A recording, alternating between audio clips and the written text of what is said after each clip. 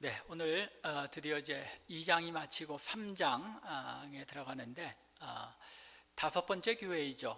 사대 교회를 살펴보게 됩니다. 지난주에 제가 그 말씀을 전하는 가운데 지나가면서 이런 말씀을 드렸습니다. 어떤 교회든지 그 교회가 어떤 교회인지를 이해하기 위해서는 그 지역이 어떤 지역인지, 어떤 도시인지를 아는 것이 필요하다라고 말씀드렸습니다. 교회라는 것이 마치 한 인격체와 같아서 어린아이들이 어떤 집안에서 어떤 생활 환경 속에서 교육을 받고 자라느냐에 따라서 그 인격체가 달라지는 것처럼 교회라는 것도 그 성도들이 처한 그 지역, 도시, 그 사회가 어떤 사회냐고 하는 그 특성에 따라서 교회도 특징 지어지고 교회의 모습이 그런 상황에 따라서 교회의 체질이 조금씩 다르다는 것입니다. 사대교회 역시 마찬가지입니다. 이 사대교회를 이해하기 위해서는 사대라는 도시가 어떤 도시였는지, 그리고 사대라는 도시가 오늘 주님께로부터 이런 말씀을 들을 수밖에 없게 된 것이 왜 그러했는지가 사실은 사대라는 그 지역에, 그리고 그 도시에 형성된 모습에 의해서 주어져 있기 때문입니다. 그래서 우리가 사대라는 도시를 조금 눈여겨서 살펴보고 또 생각해 보면 이 사대라는 도시가 굉장히 오래된 도시입니다. 뿌리가 오래된 도시인데, 이 수아시라는 지역 자체가 옛날에는 아나톨리아라는 그런 아나톨리아 반도라는 이름으로 불리기도 했는데, 지금의 터키 이 지역이 BC 1900년경부터 1200년대까지는 이 히타이트 족속이 제국을 이루고 있었습니다. 아주 왕성하고 굉장히 용맹한 그런 족속, 성경에서는 헷 족속이라고 나와 있죠. 그리고 그 헷 족속의 자손 중에 다윗의 용사가 누구죠? 우리아였죠. 이렇게 고대 주전 1900년대부터 1200년대까지는 히타이트 제국이 점령했는데, 그 뒤로부터 이제 리디아라는 그런 왕국이 세워지게 됩니다. 그 리디아라는 왕국이 제일 왕성할 때가 이제 한 700년대인데, 그 700년대에 그 사대가 리디아라는 왕국의 수도로 이제 자리 잡습니다. 이 사대라는 지역 자체가 해발 250m나 되는 높은 지역에 위치해 있었습니다. 그리고 이 계곡 그 아래에 강을 끼고 또는 팍톨루스 강이라는 이 강으로부터는 한 45m 정도 고지대에 속한 그런 도시였습니다. 이 도시 자체가 천혜의 요소라고 할 수 있는 거죠. 굉장히 높은 지역에 고지대에 자리하고 있었기 때문에 굉장히 그 요새로서의 특성을 갖추고 있는데, 그래서 나중에 이 리디아 왕국을 누가 점령하냐면은 페르시아의 왕 고레스 왕이 이 사대를 점령하게 됩니다. 쳐들어가서 이 리디아를 점령하려고 공격하는데 2주 동안을 함락을 시키지 못하고 쩔쩔맵니다. 그러다가 한 사건이 일어나는데 성문을 지키는 병사가 투구를 떨어뜨립니다. 그런데 투구를 떨어뜨렸는데 그것을 주스러 나오는데 보니까 성문을 열고 나오는 게 아니라 성문보다 훨씬 아래쪽에서 다시 나와서 투구를 잡아가지고 다시 들어가는 것이었습니다. 성이 문만 닫으면 천혜의 요소인데, 소위 성마다 개구멍이라는 게 있듯이 그 미로를 통해서 이 성 내부로 통하는 그런 굴 같은 것이 있었던 겁니다. 그래서 이제 이 고레스 왕이 특수부대를 이제 선출해서 그 굴을 통해서 들여보내서 내부로부터 이 사대성을 함락시키는 겁니다. 그래서 이 리디아의 수도인 사대를 점령하게 되는데, 이 말씀이 이 이야기가 굉장히 중요한 것이, 주님께서 오늘 말씀에서 뭐라고 하십니까? 내가 도둑같이 이르리라 라고 말씀하시는 것이 이런 백그라운드를 가지고 있다는 것입니다. 도둑같이 아무도 모르는 때에 그 특공대가 안에 들어가서 내부로부터 그 성을 점령했듯이 주님께서 아무도 알지 못하는 때에 아무도 알지 못하는 그런 방식으로 임하시겠다 하는 그 말씀의 배경 속에는 이 고레스가 4대 성을 점령하는 그런 옛 이야기가 배경이 되고 있다는 것입니다. 또한 이 도시가 유명한 것은 이 도시에서 금이 많이 났습니다. 이 사데라는 도시의 바로 그 아래를 끼고 도는 강이 팍톨루스 강인데 이 강에 사금이 많이 깔려 있었다고 합니다. 그래서 이 금을 채취해서 사데라는 도시가 굉장히 부유한 그런 도시가 되었다는 것입니다. 여러분들 그리스 신화 중에 마이다스의 손, 마이다스 왕이 만지는 것마다 금으로 변한다고 하는 그 마이다스의 신화가 바로 이 팍톨루스 강 사대를 이제 배경으로 해서 나온 신화입니다. 여러분들이 이 사대에 대해서 이름만 몰랐지 많이 알고 계시죠? 마이다스의 이야기, 또 임금님 귀는 당나귀 귀 하는 그런 이야기도 이 사대 지역을 중심으로 해서 형성된 이야기라는 것입니다. 이 도시가 이렇게 부강하고 부유함을 누리는데 고레스 왕에게 점령하고 나중에는 그리스에 점령하고 하다가 BC 17년에 큰 지진이 나서 이 사대 전 도시가 다 파괴됩니다.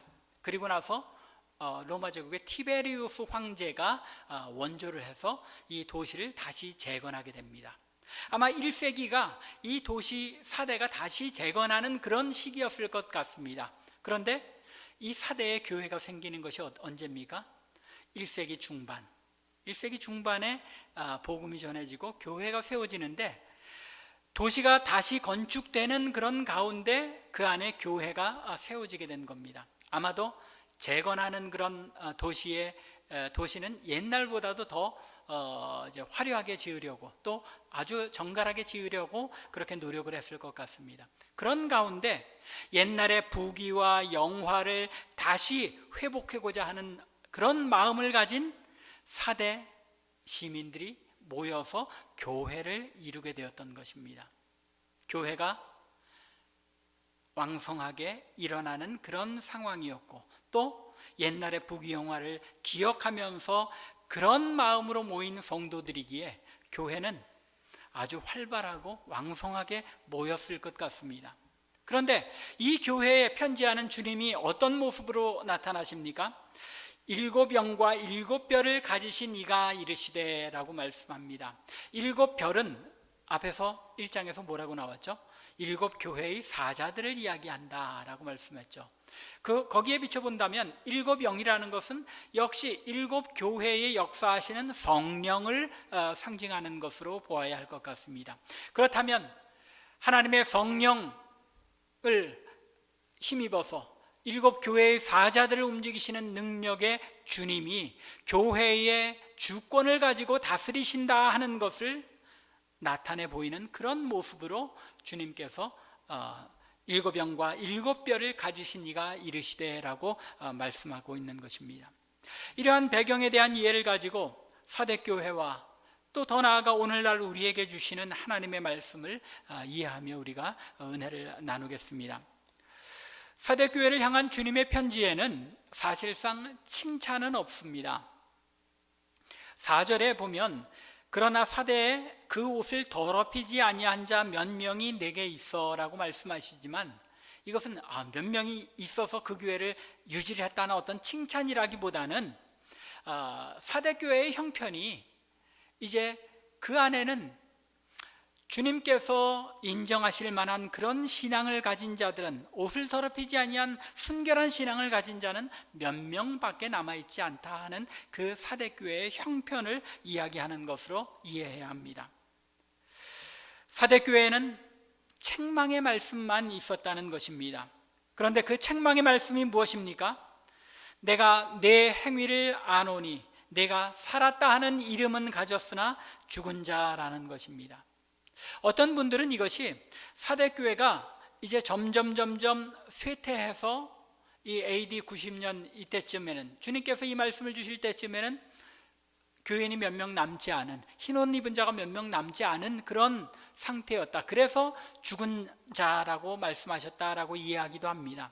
그런데 이 헬라어에 그 사용된 단어들을 보면 그런 의미라고 보기 어렵습니다. 왜냐하면 내 행위를 아노니 내가 살았다라고 하는 이 동사는 활기차게 능력 있게 움직인다는 그런 의미입니다. 따라서 살았다 하는 이름을 가졌다는 것, 그것은 일반적으로 사람들이 보기에는 활기차고 능력 있고 아주 생동감이 있는 그런 교회인 것처럼 보이기는 하지만 실상은 내가 죽은 자다라고 하는 말씀이라는 것입니다. 겉으로 보기에는 살아있는 것처럼 생동력 있는 것처럼 보이는데 실상 그 내면을 들여다보면, 주님께서 보시는 관점에서 보면 살아있는 것이 아니라 죽어있는 것이라는 말입니다. 많은 사람이 출석하고 그 교회의 모임들이 활기찬 것처럼 보이는데 영적으로는 아무런 의미가 없는 그런 활기참이요, 그런 교회의 모습을 이루고 있었다는 것입니다. 우리에게 많이 익숙한 그런 모습 아닙니까? 한때 우리 한국 교회가 세계에서 가장 큰 많은 성도가 모이는 교회가 한국에 있다. 세계에서 가장 큰 장로교회가 한국에 있다. 전 국민의 4분의 1이 그리스도인이다 하며 교회를 세울 때 그 화려함에, 심지어 어떤 만평에서는 교회가 웅장하게 짓는데 한 남루한 옷을 입은 사람이 나도 저 교회를 들어갈 수 있을까 하고 이야기하는데 예수님께서 나도 아직 들어가 보지 못했다 라고 하는 그런 만평이 있을 정도로 교회가 점점 화려해지고 인테리어는 세계 최고의 고급으로 또 명품 교회다 하는 그런 데 취해서 또 세계의 선교사를 우리가 두 번째로 많이 내보낸 교회다, 그런 도취감에 빠져서 있었던 것이 우리 한국교회의 모습 아닙니까? 그러나 실상은 주변의 사람들에게 손가락질 당하고 개독교라는 그런 욕을 먹는 그런 교회의 모습이 오늘날 우리 한국교회의 모습 아닙니까? 사람의 눈으로 볼 땐 화려하고 생동력 있고 많은 사람들이 바글바글 하는 것 같은데 주님께서 보시기에도 과연 살아 생동력 있는 교회인지 우리가 돌아볼 필요가 있다는 것입니다. 또한 그런 모습이 바로 우리들 자신들, 우리 참빛교회 성도들 자신들도 가지고 부러워하는 그런 교회의 모습은 아니었느냐 하는 것입니다. 사대교회를 향한 주님의 책망을 들어보면 주님께서 생각하는 교회는 우리가 생각하는 교회의 기준과 다르다는 것, 우리와는 다른 교회에 대한 관점을 가지고 계시다는 것을 우리가 알 수 있습니다. 사람들이 보기에는, 즉 세상적인 관점에서 보기에는 사람도 바글바글 많이 모이고 모임도 많고 그 활동도 너무나도 많은 활동들이 넘쳐나는 살아있는 교회인 것 같으나 그것이 살아있는 교회가 아니라는 것입니다. 주님 보시기에는 영적으로 저들이 얼마나 깨어있느냐가 주님의 관심이요, 저들이 가지고 있는 순결한 그 신앙의 모습을 얼마나 지켜가고 있느냐가 4절에서 그 옷을 더럽히지 아니한 자라고 말씀하신 것처럼 세상의 물결에 휩쓸려서 그 옷이 더럽혀진 것이 아니라 주님께서 바라보시는 그 참신앙을 그대로 유지하고 있는 성도들, 그런 성도들이 모여 하나님을 경배하는 것, 그것이 참 교회의 모습이라는 것입니다. 영적으로 살아있다는 것, 아니 사대교회에 무엇이 없어서 저들이 죽었다고 말씀하시는 것입니까? 1절에 보면 주님께서 내 행위를 아노니 라고 말씀합니다. 그리고 2절에서도 연이어서 내 하나님 앞에 내 행위에 온전한 것을 찾지 못하였노니 라고 말씀합니다. 저들에게 뭐가 있다는 것입니까? 교회처럼 보이는 행위는 다 있다는 것입니다. 내 행위를 알고 또 하나님 앞에 내 행위를 보건대 무엇이 빠져 있다는 것입니까? 온전한 것을 찾지 못하였다. 내 행위를 온전하게 해주는 그 본질이 빠져 있다는 것입니다. 핵심이 빠진 행동이라는 것입니다.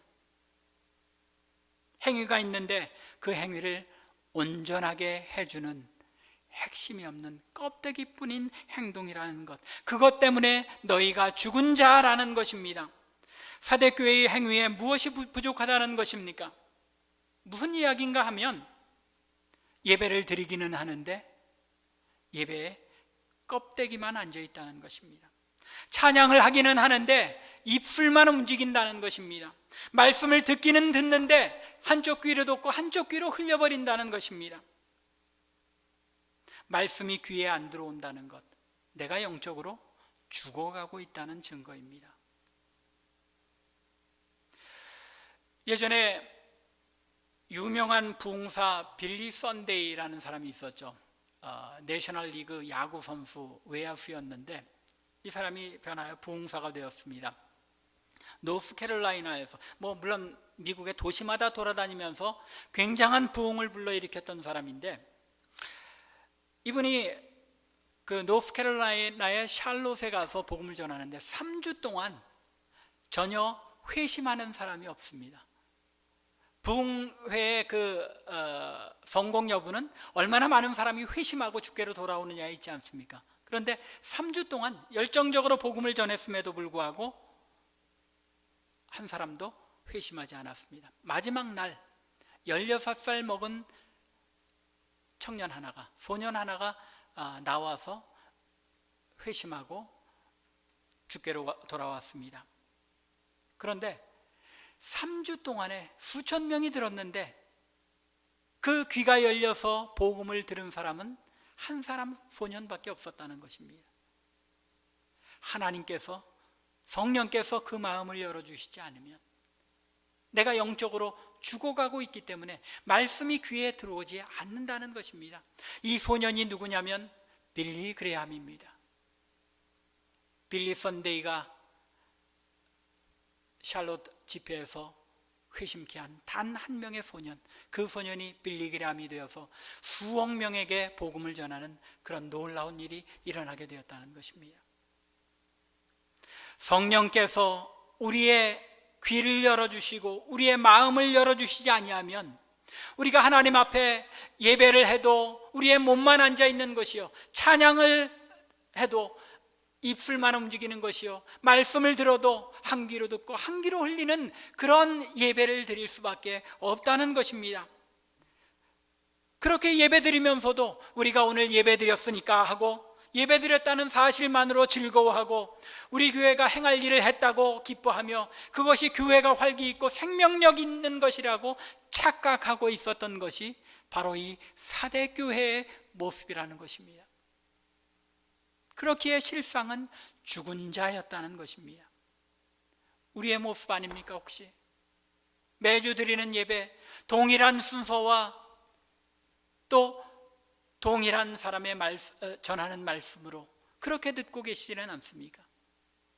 하나님의 성령께서 우리의 마음을 열어주셔서 동일한 시간에 드리는 동일한 예배지만 그 예배에 임하는 나의 영이 깨어있고 살아있어서 하나님의 음성을 듣고 하나님 앞에 전심으로 나 자신을 드리는 예배가 될 때에 그 교회는 비로소 살아있는 자이고 살아있는 교회이고 또 흰옷을 입은 성도들이 존재하는 교회가 된다는 것입니다.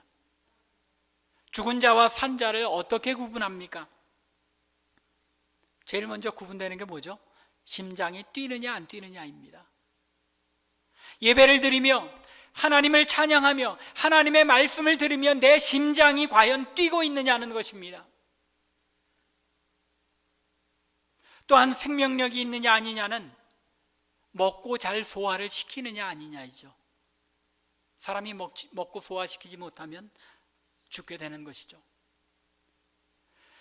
하나님의 말씀을 갈망하며 이 생명의 양식에 배고파하는 마음이, 그런 영적 갈급함이 우리 안에 있느냐는 것입니다.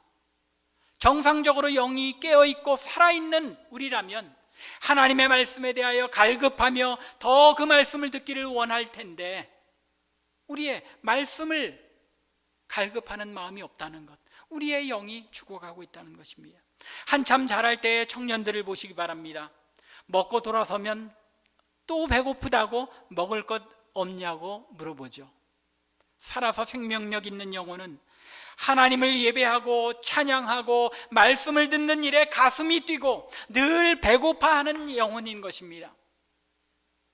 제가 아무리 예배를 드릴 때마다 여러분들 전심으로 예배할 수 있기 원합니다 하고 아무리 여러분들 앞에서 외쳐도 여러분들 스스로가 하나님의 성령의 이끌림을 받아서 예배를 갈망하며 그 예배를 드릴 수 있다는 감격의 마음이 뛰고 하나님의 말씀을 사모하는 그런 마음이, 갈급함이 우리 안에 일어나지 않는다면 우리의 예배는 사대 교회의 예배와 같은 그런 예배가 될 수밖에 없을 뿐이라는 것입니다. 그 외에 교회에 행할 활동들, 선교를 많이 한다, 구제와 전도를 많이 한다, 또 훈련 프로그램이 많다, 이런 것들은 생명이 살아있기 때문에 나타나는 부수적인 그런 결과인 것입니다. 사람들의 관점에서 얼마나 많은 사람들이 모여 북적거리는 교회냐가 그 교회의 생명력이 아니라는 것입니다. 주님께서 보시는 그 생명력은 우리의 영이 살아 움직이며 하나님을 예배하며 하나님의 말씀을 갈급하는 그런 충만함이 있느냐는 것입니다. 우리 참빛교회가 참된 생명력을 가진 교회가 될 수 있기 바랍니다. 사대교회처럼 너희가 살았다고는 하지만, 교회라고는 하지만 죽은 자니라 하는 이런 책망의 말씀을 듣지 않기 위하여 우리는 우리의 예배 가운데, 우리의 모든 모임 가운데 전심으로 하나님을 향한 가슴 뛰는 마음과 또 갈급한 마음으로 하나님 앞에 모여야 하는 것입니다. 간절히 원하기는 우리 참빛교회가 이런 교회 될 수 있기를 바랍니다. 주님께서는 이처럼 사대교회를 향하여 책망을 주신 후에 그러면 어떻게 하면 너희가 살아날 수 있는가 하는 소생술을, 소위 의사들 얘기하는 심폐소생술이죠. 죽은 자를 다시 살리는 심폐소생술을 우리에게 알려주십니다. 그것은 5가지 동사를 통해서 주님께서 말씀하시는데 2절과 3절입니다. 너희는 일깨어 깨어 있으라. 그 남은 바 죽게 된 것을 어떻게 하라? 굳건하게 하라. 그리고 3절에 넘어가서 그러므로 내가 어떻게 받았으며 어떻게 들었는지를 생각하고 그리고 그것을 지켜서 회개하라. 이 5가지 동사 속에 죽었던 사대교회가 살아날 수 있는 유일한 소생의 길이 있는 것입니다. 오늘 우리가 이 5가지의 동사를 자세하게 다 살펴보지는 않겠습니다. 그러나 간단하게만 우리가 훑어나가도 깨어 있으라는 것입니다. 죽는 자가 죽지 않을 수 있으려면 깨어 있어야 한다는 것입니다. 추운 겨울에 얼어 죽어가는 사람이 잠이 들면 어떻게 합니까? 영영 깨어나지 못하는 것이죠. 죽어가는 자가 어떻게든 깨어 있으려고 몸부림치지 않으면 죽을 수밖에 없다는 것입니다. 내가 영적으로 죽어가고 있다는 것을 분명하게 알고 더 이상 내가 죽어가는 이것이 악화되어 완전히 죽는 일이 없도록 어떻게든 깨어 있으려고 몸부림쳐라 라는 것입니다. Wake up! 일어나 깨어 있으라는 것입니다. 그리고 굳건하게 하라는 것입니다. 우리 한글 성경에는 그 남은 바 죽게 된 것을 굳게 하라, 죽게 된 것을 굳게 하라 하는 것처럼 이제 말이 좀 엉켰습니다. 그런데 무슨 이야기입니까? 비록 죽어가고 있지만 아직 살아남아 있는 그 생명력, 조금 남아있는 것, 그것을 어떻게 하라고요? 굳게 하라, 굳건하게 하라는 것입니다. 조금 남아있는 꺼져가는 그 생명의 불을 더욱 강하게 하고 활활 타도록 굳세게 지켜나가라는 것입니다. 뿐만 아니라 생각하라고 말씀합니다. 내 하나님 앞에 내 행위에 온전한 것을 찾지 못하였노니 그러므로 내가 어떻게 받았으며 어떻게 들었는지를 생각하라고 합니다. 보통 여기서 무엇이 중심이 될 텐데 뭐라고 말씀하십니까? 어떻게 받았는지를 생각하라는 것입니다. 내가 무엇을 받았다는 것, 복음을 받았다는 것을 기억하라는 것이 아니라 그 복음을 받을 때 너희가 어떤 마음으로, 어떤 자세와 어떤 태도로 그것을 받았느냐는 것입니다. 주님께서 주신 새 생명에 감격하며 하나님의 자녀가 되어 예배드리게 됨을 기뻐하며 가슴 뛰어하며 말씀을 듣기를 갈망하던 이런 처음 자세와 처음 태도를 돌이켜 생각해 보라는 것입니다.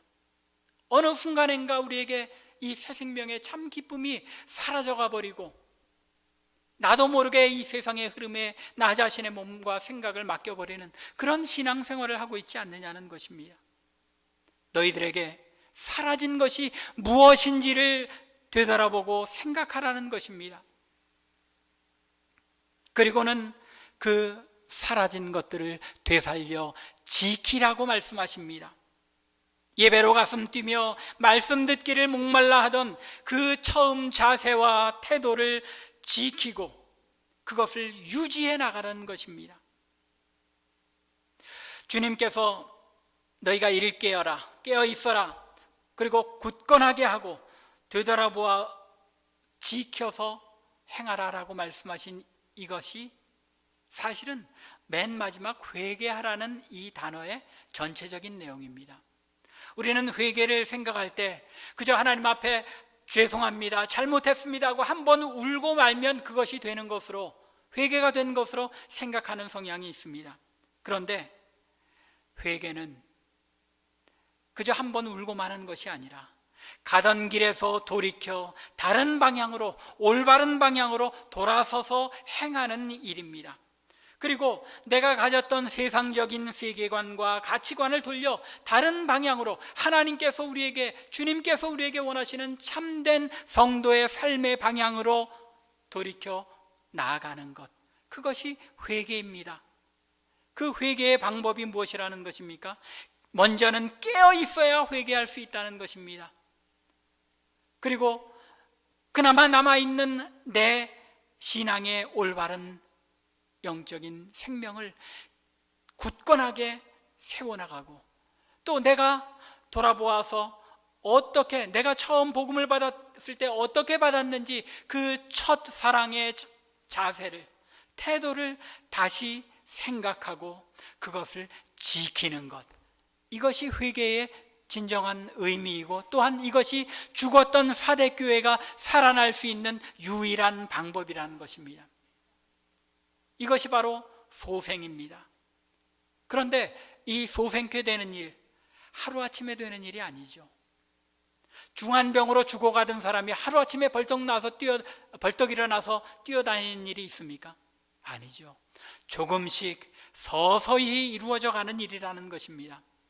자신을 돌아보고 회개하는 일, 자신을 변화시켜 나가는 이 일을 하나님께서 내 안에 행해 주시기를 간절히 간구하며 하루하루 주님께서 기뻐하시는 일, 예배로 인하여 가슴 뛰고 말씀 듣기를 갈망하는 삶을 성령께서 내 안에 이루시기를 바라며 순종해 나아갈 때에 이러한 삶이 지속적으로 이루어져 가는 가운데 우리가 회복되어지고 소생케 되어지며 하나님 앞에 우리 자신이 새롭게 되어질 수 있는 것입니다. 성령의 역사를 간구하며 간절한 마음으로 하나님 앞에 엎드리는 마음으로 예배할 때에 성령께서, 하나님께서 우리의 마음에 역사하여 우리로 하여금 영적으로 깨어 하나님 앞에 진실하게 신령과 진정으로 예배할 수 있게 해주신다는 것입니다. 그저 매일매일의 습관으로 나와 앉아있기만 하면 성령께서 역사하시고 내 영이 살아나는 것이 아니라는 것입니다. 주님께서는 이렇게 경고하십니다. 그러나 끝내 일깨어 회개하지 않으면 주님께서 도둑같이 이르러 심판하시겠다고 말입니다. 어느 날 어느 시에 오실지 알 수 없는 그런 모습으로 주님께서 우리의 나태해지고 스스로가 영적으로 살아있는지 죽어있는지조차도 모르고 신앙생활을 하는 우리에게 찾아오셔서 심판하시겠다는 것입니다. 두려움이 우리에게 있어야 하는 것입니다. 매일매일의 예배가 내가 오늘도 껍데기만 앉아있는 예배를 드리게 되는 것은 아닌지 두려워하며 성령이여 긍휼히 여겨주시옵소서 하는 그런 안타까운 마음으로 하나님, 내 전부를 드리는 참 예배 되게 하여 주시옵소서 기도하며 이 자리에 앉아서 예배해야 한다는 것입니다. 그러한 일들이 지속될 때에 성령께서 우리 안에 역사하여 소생케 되어진다는 것입니다.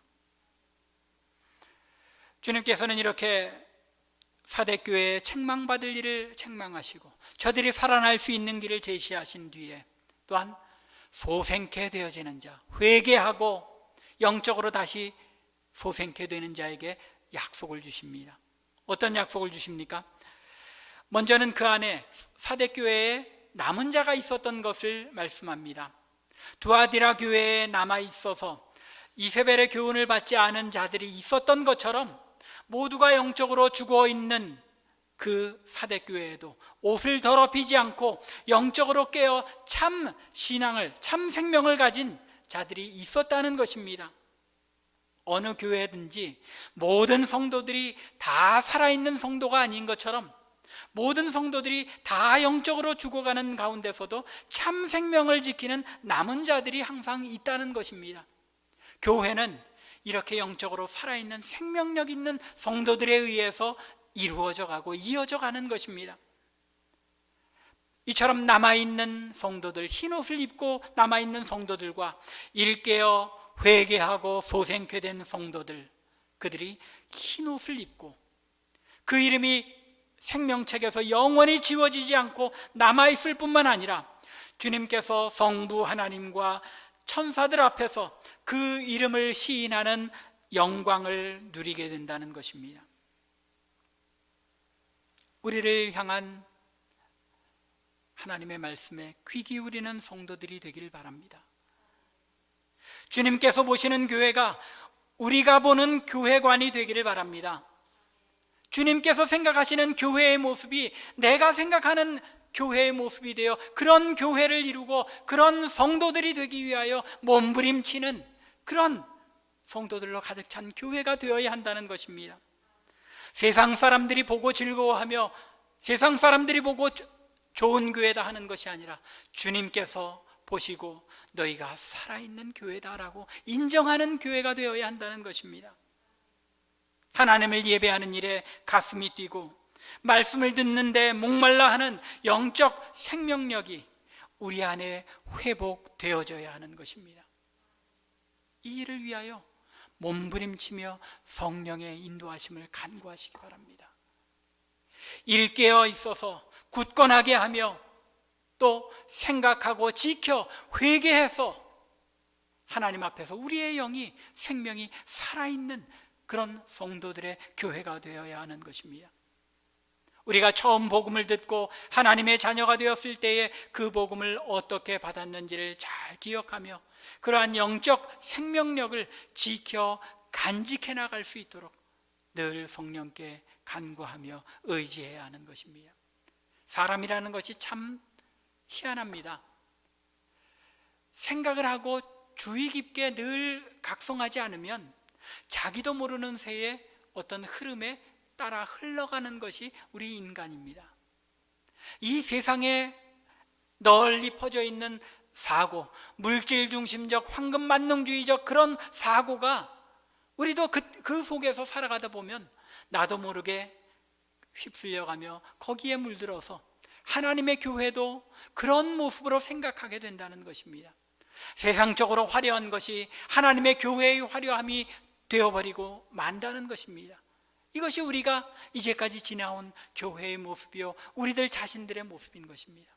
간절히 원하기는 사대교회에 주신 이 말씀, 너희가 살았다 하는 교회라 하는 이름은 있으나 죽은 자라는 이 경고의 말씀, 책망의 말씀을 우리가 마음에 잘 새겨서 늘 우리가 하나님 앞에 깨어있고 생명력 있는 그런 성도와 교회를 이루어가는 여러분들과 제가 되기를 주님의 이름으로 간절히 축원합니다. 기도드리겠습니다.